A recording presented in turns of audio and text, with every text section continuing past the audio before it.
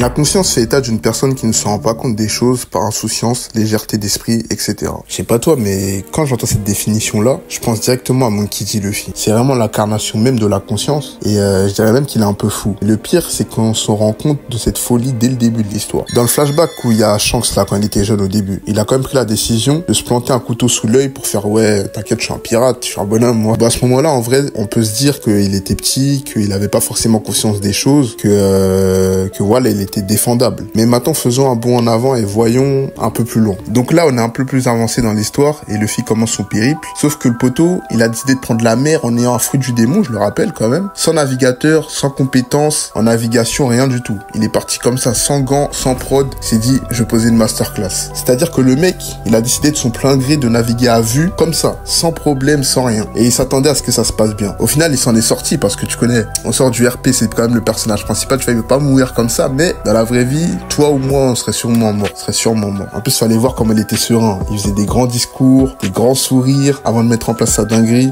Non, vraiment, c'est un autre monde. Faut aussi parler de la faculté de ce mec à se mettre dans la galère. Je sais pas si tu te rends compte, mais en vrai de vrai, c'était un petit pirate. Hein. Je sais même pas si à ce stade de l'histoire, on peut le qualifier de pirate. Malgré ça, il s'est dit, bon, je vais attaquer une base de la marine dès le début pour sauver un bug qui, avec tout le respect que j'ai pour Zoro, à première vue, il a pas l'air très commode, très sociable, très fréquentable. Tu vois, tu le vois, t'as pas envie d'être son pote à la base. Même si c'est quand même Zoro, notre frère. Il y a aussi cette fois où il a brûlé le drapeau de la marine. En plus, il l'a fait tellement naturellement que ça me paraissait fou, en fait. Il a regardé le drapeau en face à face, dans les yeux, devant tous les Condés, et il a dit... Sniper King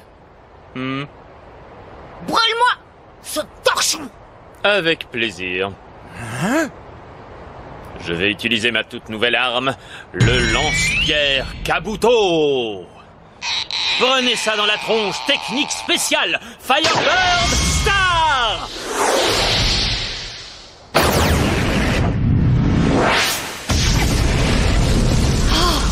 Oh mon Dieu! Ça, c'est fait. Après, si je te dis Saint-Charlos, c'est sûrement de quoi je parle. Et il y a moyen que ce soit son plus gros fait d'armes. Carrément, c'est sans équivoque. Et pour le coup, il en a vraiment payé le prix par la suite. Tout son équipage a été séparé.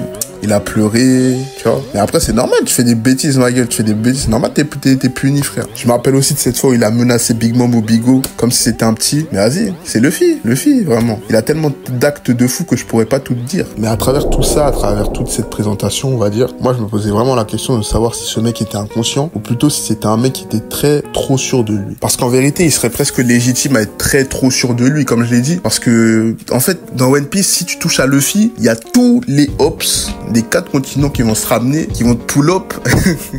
Donc, vaut mieux pas le chercher, vaut mieux pas aller au frontal avec lui. Mais connaissant le personnage, je le vois mal se reposer sur de telles choses, et je ne suis même pas sûr qu'il voit les choses sous cet angle. Je sais même pas s'il en a conscience, carrément. Je pense juste que quoi qu'il arrive, il acceptera son destin, et que peu importe ce qui se passera, bah, il sera toujours présent, et il continuera d'aller de l'avant quoi qu'il arrive. Comme cette fois où il a souri à la mort à Lockdown, l'air de dire que c'était vraiment sympa, les gars, en vrai. Luffy, c'est un mec qu'on pourrait considérer comme presque comiquement vrai. Il croque la vie véritablement et parfois même à l'excès, mais toujours dans le sens de ce qu'il veut. Et ça, c'est vraiment inspirant. Bien sûr, à l'échelle humaine, c'est quasiment inatteignable. Mais de voir un personnage avec une telle mentalité m'a donné une espèce de feu quand j'étais petit qui est indescriptible. Franchement, c'est vraiment l'un des personnages les plus inspirants que j'ai été donné de voir. Vivre en n'ayant aucun regret, sans peur du lendemain, c'est la philosophie que je retiendrai personnellement du personnage de Monkey D. Luffy. Et parfois, je me dis que dans ce monde rempli de tourments, de difficultés, de douleurs, de malheurs, de guerres, ce que tu veux, la fiction nous offre un échappatoire et même une perspective nouvelle à la vie. Il faut se rendre compte que du jour au lendemain, tout peut s'arrêter, tout peut prendre fin, mais que cela ne doit pas être vu comme une difficulté ou même une peur, mais que cela doit nous servir d'essence, de moteur pour nous permettre d'avancer malgré toutes les difficultés et de profiter de chaque jour de plus que l'on a pour manger véritablement cette vie, malgré